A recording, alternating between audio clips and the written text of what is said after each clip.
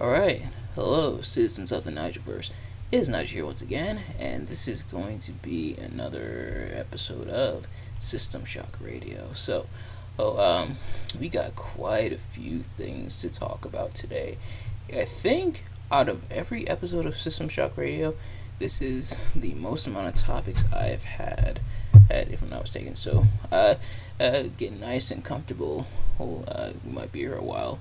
So without further ado, let's get right into it. Starting with this first topic, and that is both the Barbie movie and the Oppenheimer movie are now out. Now, Barbie versus Oppenheimer has been a meme for a little bit now because they pretty much came out around like the same time frame, same weekend, stuff like that. And so people have been going to one or the other. Some people have even been going to both at the movies. These two obviously very different movies, obviously. Barbie, of course, more about the doll, based on the doll and everything. And meanwhile, Oppenheimer are based off J.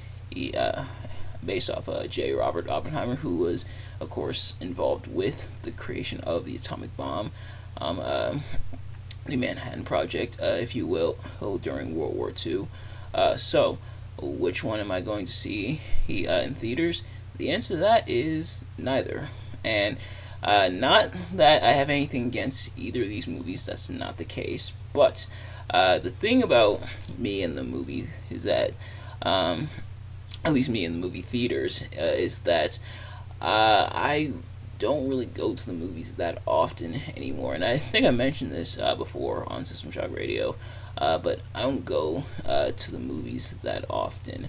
And the only times I really go to the movies is either if I'm out and about with friends or family, or with significant other, or if you know you're out with your friends or family and you're like, hey, we're looking for something to do, why not go to the movies? Then obviously you'll go to the movies. Or if I'm with a significant other, and we're on a first date type of thing, or just any date, movie date or anything like that.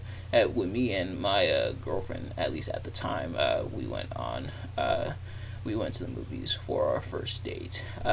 Either that or so that is why I go. Either that, or if it's a movie I really want to see, at least in theaters. So, for example, when I went to go see Across the Spider-Verse a few weeks ago, which if you haven't already, go check out that review. When I went to go see Across the Spider-Verse, or when I went to go see Spider-Man No Way Home, and I'll be honest, usually it's for like superhero movies. But if it's a superhero movie I really want to see, otherwise, I'm just gonna wait till it comes out on streaming.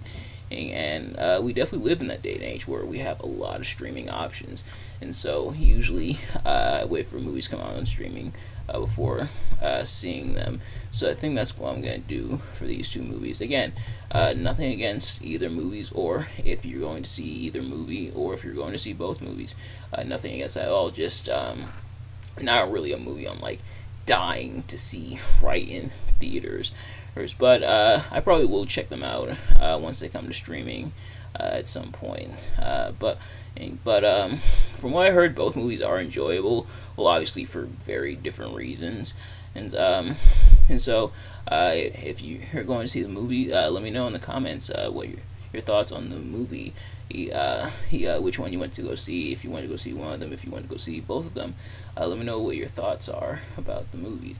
But the next thing I want to talk about is that Dominic Mysterio on Tuesday. Dominic Mysterio won the NXT North American Championship from Wes Lee. The Judgment Day have been kind of hanging around NXT, and now Dirty Dom is now the NXT North American Champion. Which is interesting. For starters, shout out to Wes Lee for having a hell of a reign with the NXT North American Championship, but also congrats to Dominic Mysterio on winning the North American title. Like, it's not really something I'm against, but it did kind of come out of nowhere, or like when I saw it. And I think I saw it on I think it was Twitter. I saw it on. I didn't watch this week's episode of NXT in particular, but I saw it on Twitter or somewhere on social media, and it did kind of catch me off guard. I was like, whoa, Dominic Mysterio won the North American Championship. Now it is interesting because, like I said, the Judgment Day have been hanging around NXT, and this is Dominic Mysterio's first singles championship in WWE. Congrats to him. It looks like the Judgment Day are definitely riding high. Damian Priest has Money in the Bank. Rhea Ripley has the both the or not both has the WWE Women's World Championship, and now Dominic Mysterio has the North American Championship, and Finn Balor may win the WWE World Heavyweight Championship when he faces Seth Rollins on SmackDown. No, not SmackDown. I think the only reason I thought of that because tonight is SmackDown. It's also Ring of Honor, Death Before Dishonor. But at a SummerSlam, yes, Seth Rollins is going to be facing not Dominic. Man, I cannot speak today. Seth Rollins is going to be facing Finn Balor once again for the World Heavyweight Championship at SummerSlam, which I'm definitely going to get more into that as we approach SummerSlam. I'm going to do, obviously, my predictions and everything, but I do want to ask you guys, and I'm probably going to ask you some more questions in the comments, but put in the comments, do you think Damian Priest will cash in at SummerSlam, or even before then? That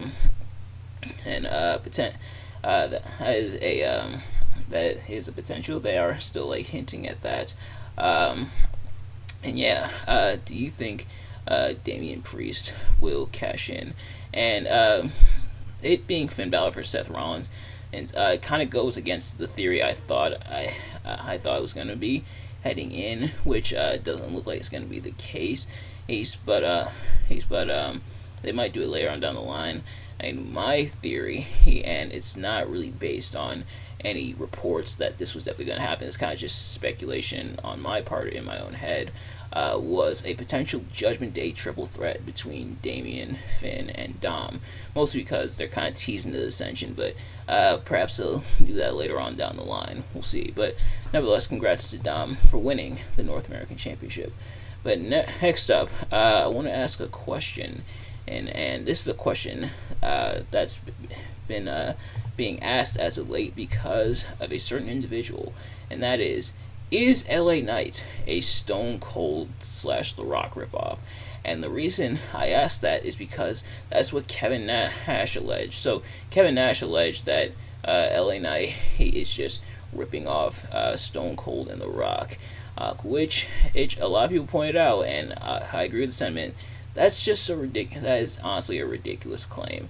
And now, LA Knight has admitted that Stone Cold and The Rock are definitely his influences when it comes to his promo ability and everything. In which, if there's someone you want to rip off when it comes to promos, or not necessarily rip off, but draw inspiration from when it comes to promos, Stone Cold and The Rock are definitely the two guys. Definitely two like the biggest and arguably the best promo cutters in WWE history. Especially during the Attitude Era. But that and LA Knight, due to his promo style and ability, and like the way he talks, has gotten a lot of comparisons, especially to Stone Cold.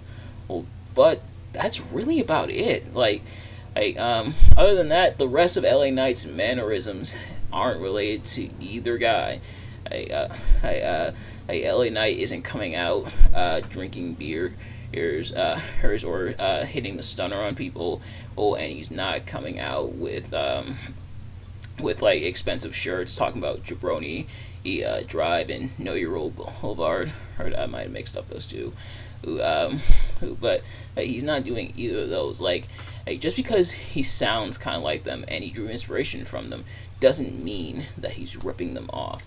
By that logic, there's a bunch of superstars that technically ripped off superstar Billy Graham, or there's a lot of luchadors that ripped off other famous luchadors, such as like example, like it was like Mil Mascaras or something like that, because as they do similar moves. It was like by that logic, then there's a bunch of ripoffs. And by that logic, everybody's ripping off Gorgeous George because he was one of the original like wrestling gimmicks. So, just because someone drew inspiration from someone doesn't mean that they're ripping them off. Now, there have been legitimate ripoffs in the wrestling business. Example I can think of is when Shark Boy did Stone Cold Steve Austin mannerisms in TNA, even though it got over. And that's my next point. Hey, even if it is a ripoff, even if LA Knight's goal is to rip off, so what? He's still over. The fans still love him. So what? Why is that such a big deal? Also, I don't agree with Kevin Nash there. Obviously, Kevin Nash is entitled to his own opinion, but I definitely disagree, and a lot of people disagree. But this topic isn't really on my list, but I figured I'd insert it there because I'm talking about wrestling. On Wednesday, I watched my first Blood and Guts match. It was AEW's Blood and Guts, and it was interesting to say the least. For starters, it does suck that Bryan Danielson got injured. Remember, he got injured back at Forbidden Door, which if you haven't already, go check out that review over on my channel. But he got injured at Forbidden Door, so he had to be replaced in this match. So the official competitors for the Blood and Guts match, and honestly, I didn't watch the rest of the show. I kind of just waited for the Blood and Guts match to pop up. But Jack Perry's the new FTW champion, and at least I believe the belt was on the line. And let me see. Current FTW champion. He beat Hook for it. Apparently that was Hook's first loss, which is a bit surprising. But so Jack Perry is a new FTW champion. Has a pretty much like a new look and everything. And so, all right, that first promo that Jack Perry cut as a heel, wasn't really cutting the mustard after he first turned heel, but hopefully he can get back on the right track. But nevertheless, and of course MJF and Adam. All right, that is a lie actually. What I said is a lie because I also did watch MJF and Adam Cole versus Sammy Guevara and Danny Garcia. Hashtag double clothesline, baby. And MJF hitting a whole suicide dive was pretty cool as well. But back to the Blood and Guts match. Your participants for the Blackpool Combat Club was Jon Moxley, Claudio Castagnoli, Wheeler Yuta, Konosuke Takeshita, and Pac. Pac was revealed as the final man and the week before, and makes sense. He has his issues with the Elite. And then speaking of the Elite, he was Kenny Omega, the Young Bucks, Matt and Nick Jackson, Hangman Adam Page, and Kota Ibushi reuniting the Golden Elite. So the match itself, not bad. Even with a lot of the new rules in place, which a lot of people were scared of, the new rules being in AEW, but even with that, it was still very violent, very bloody.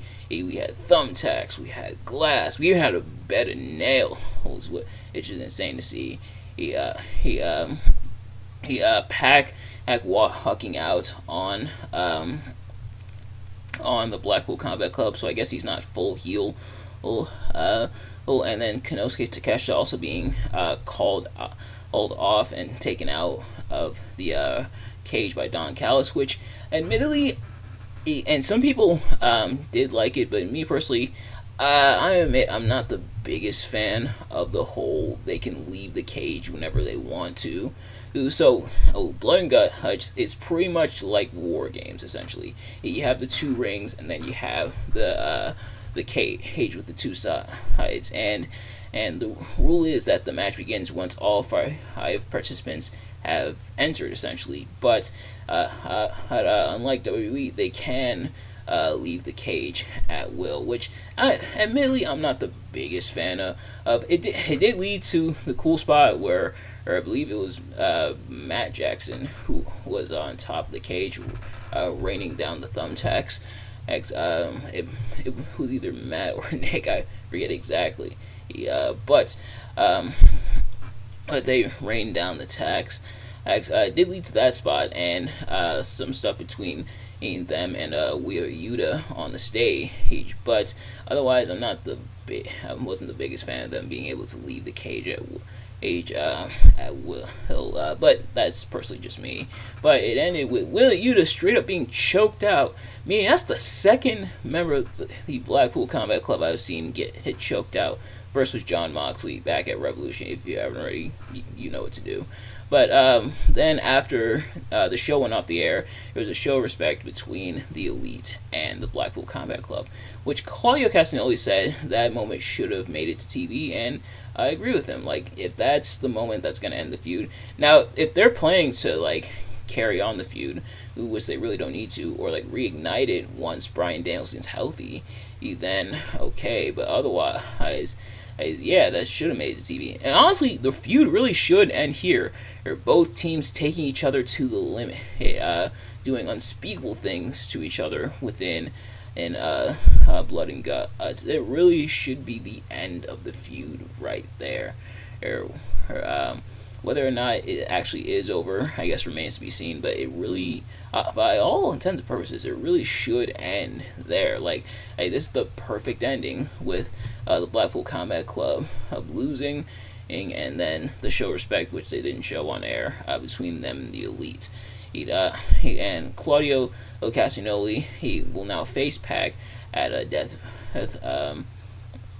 Before Dishonor tonight. In fact, because it's 9:59 as I'm recording this, the match might be going on as we speak for the Ring of Honor World Championship.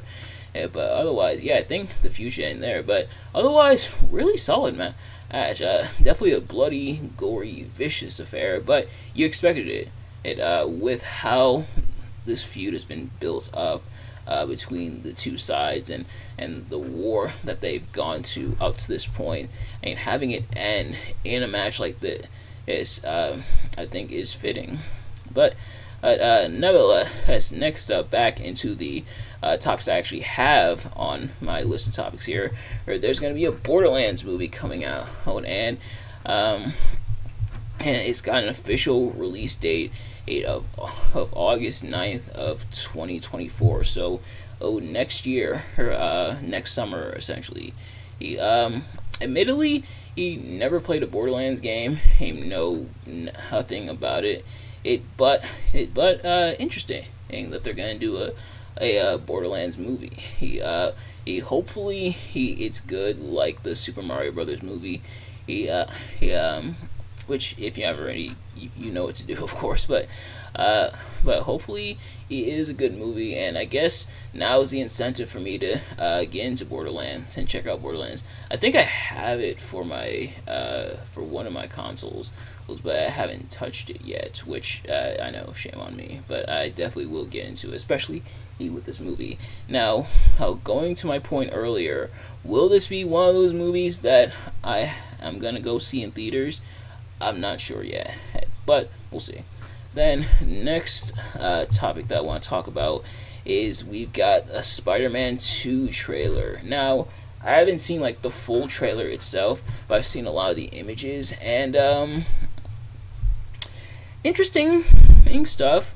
Of some for good, some for bad. And as we'll get into, some updated character designs, and some of them I'm okay with. Like Venom looks really good in the game. Miles Morales, how they changed up his hair. A lot of people aren't really the biggest fans of it. Me, I'm fine with it. Mary Jane, how she looks in the game, I also don't mind. And then there's Peter Parker. I really do not like the design for him. Like, hey, it's bad enough when they changed his design for Spider-Man Remastered for the PS5.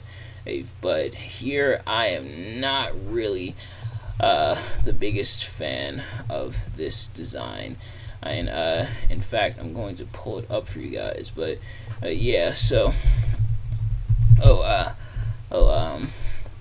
admittedly not the biggest fan of that design. But I'll actually look up Peter Parker so I can show you guys. Yeah, so alright, so here's kind of the design that they're going for Peter Parker, and let me see if I can actually find it in the PS5 trailer. Peter Parker, I might have to, cause I know I definitely saw it on Twitter, so I might have to go on Twitter. Yeah, Kraven the Hunter here, it looks really, really good. But as for Peter Parker, I guess it's pretty much the design. I think this is the remastered design. I'm admittedly not really a big fan of this design for Peter Parker.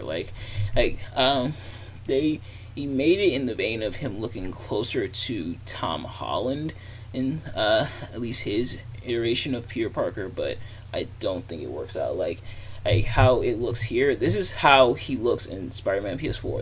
This is how he's supposed to look. This is the Peter Parker we want. This is a good-looking Peter Parker. This is like, they should have just kept Peter Parker and his design as its own thing. And I believe this is the scene where he's battling the Doc Ock in the Spider-Man PS4. And yes, I agree with this. Please give Peter Parker his face back for Marvel Spider-Man 2, but we don't have it, unfortunately. Alright, so here's the image I was talking about here on Twitter. Follow me, by the way, at the Ndiddy. That's THE_Ndiddy. But yeah, so this is how he looked in Spider-Man PS4. This is the design we want. Look at that good-looking Peter Parker. And then here's how he looks in Spider-Man PS4 or PS5 remastered, which they tried to make him look more like Tom Holland. And then here he is in Spider-Man 2. I am not the biggest fan of this. I don't fully know what they're going for here, but this ain't it, Chief. I think they kind of try to make him look younger, but no, he should look older. He's been Spider-Man for a bit. He's at least definitely past college age, but this one looks like this one almost looks like middle school age, honestly. But I do not like this design at all. We want this. This is the Peter Parker we want. This is the Peter Parker we need. This is a good looking design. They nailed Peter Parker's design. Just like regular civilian Peter Parker, they nailed that design for Spider-Man PS4, and then they just downgraded. Look how they massacred my boy. But yeah, other than that, things are looking pretty good for Spider-Man 2, who I am still honestly excited for it. But other than that troublesome stuff, but a lot of the other designs still look really cool. Like I said, the Kraven design looks really good. Mary Jane's design also looks pretty solid for the most part. And Miles, people may not like the hairpiece, but otherwise that one still looks fine. Venom looks really cool. It looks like Harry Osborn's also going to be featured, which they kind of teased at in Spider-Man PS4. But otherwise, I'm still excited, even if the character models are a bit iffy. But next thing I want to talk about is we got some more stuff from Mortal Kombat 1. So we got some more character announcements, and we've got the announcement for Combat Pack 1, meaning we may get more combat packs, but this is the first one that we've got. It's a bit of an appetizer. So the added characters, there's AKA characters that I'm assuming are going to be in the base game, are Li Mei, Tanya, and Baraka. And then it also says Goro and Darius are confirmed as cameo fighters. So Li Mei I unfortunately don't really know too much about her. I'm still really trying to delve into the Mortal Kombat lore, and I still have a lot of catching up to do. Tanya, I know she's been around for a bit, but I remember her as DLC from Mortal Kombat X, and then Baraka coming back from Mortal Kombat 11 over here to Mortal Kombat 1. But now for the Kombat Pack 1 characters, and it's pretty exciting. So, as tradition for a lot of, like, the Mortal Kombat DLC related characters and stuff, we usually get some that are a part of, like, the base universe, have been there for a while, and then we get some guest characters, aka characters from other universes, essentially. So this time around, the mainstays are returning are Quan Chi, Ermac, and Takeda. All three, the last time we saw them was in Mortal Kombat X, and all three were dearly missed. Like, a Quan Chi, a major villain in Mortal Kombat lore, or same with Ermac. And Takeda, why wasn't Takeda in Mortal Kombat 11? Which a lot of people were wondering. And, no sign of Jackie Briggs, unfortunately, because obviously her and Takeda are dating, and judging from some of the interactions you can have in Mortal Kombat 11, engaged as well. But man, we missed out on Takeda in Mortal Kombat 11, and so glad to have him back. But now for the guest characters, they picked some good ones. We have Homelander, Peacemaker, and Omni-Man. So Homelander from The Boys, a show I still have not seen yet, but I definitely want to check it out at some point. And Peacemaker from the Suicide Squad, so another DC character, and Omni-Man from Invincible. And man, and talk about some kind of violent characters. But these are some great choices. These are people that, more specifically, like Homelander and Peacemaker, are people that were kind of suspected to be in the game, but now they're definitely confirmed to be in the game. And hopefully, for Peacemaker and Omni-Man and Homelander, we can get their actors. For Peacemaker, hopefully we get John Cena's voice in the game. That'd be pretty cool. And then for Omni-Man, I should say, we could get J.K. Simmons. And Homelander, let me see who Homelander's actor is, and see if we can, Anthony Starr, hopefully he can voice the character. Now, the chances of that happening are slim to none, but we can dream. And after all, we did get Keith David to voice Spawn in Mortal Kombat 11, and we got Sylvester Stallone as Rambo in Mortal Kombat 11 as well. At least I think that was Sylvester Stallone. But and then we also got, like, the celebrity characters, or the celebrity skins to voice themselves in Mortal Kombat 11, especially with, like, Shang Tsung. So hopefully we can get the original actors here in Mortal Kombat 1. I think that'd be pretty cool. And the last thing that I want to talk about, and then you guys are free to go, is fitting in. And fitting in can be tough sometimes, especially when you're different from what everyone else is doing. When you do things differently that a lot of people are doing, and I feel like, as much as we may want to deny it sometimes, a lot of us do have a desire to try to fit in, to try to be accepted, and be a part of, the crowd and stuff, and be a part of what's going on. But sometimes, because of our differences, it's not always easy. But I will say, hey, sometimes you weren't made to fit in. Sometimes, instead, you were made to stand out. And that's something I've had to accept in life, because I didn't always fit in. But because I was different, because I was unique, I realized I had to stand out. I how I figured if I didn't fit in, maybe it's because I'm not supposed to. And truth be told, you're not supposed to fit in everywhere. There are some places where you're supposed to stand out and stand apart from the rest. And it may be difficult, and you may long to fit in and be accepted by your peers. But sometimes it could be for the best, not to fit in, and or to go with the crowd and everything. And some people are bullied for it, and I talked about it briefly last time with when it comes to bullying. But um, but if you're having trouble fitting in where you are, maybe it's a sign that you weren't supposed to fit in, but instead we're supposed to stand out. But nevertheless, that's going to do it for this episode. Thank you all so much for watching. I hope you enjoyed. If you did, please do me a favor. Like, comment, subscribe, share it with your friends, turn on post notifications so you know every time I upload a video so you can see as soon as it drops.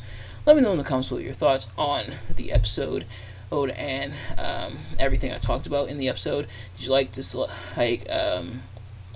or pretty much your reaction to everything I talked about, and the questions I asked you guys as well. But thank you all so much for watching, and I will see you guys later. Peace.